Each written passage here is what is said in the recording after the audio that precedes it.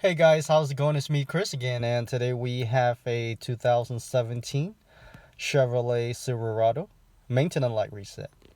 Go ahead and turn on your car without starting, and we're going to check the current status.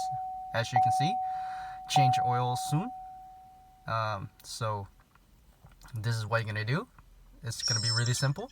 All you need to do is turn off your car and step on turn your car back on without starting and step on gas pedal 5 times. Okay, turn on your car without starting and step on the gas 5 times. 1, 2, 3, 4, 5.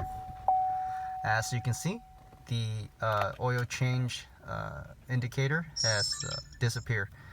Now go ahead and turn on and check again, and there it is, guys. Make sure you click that like.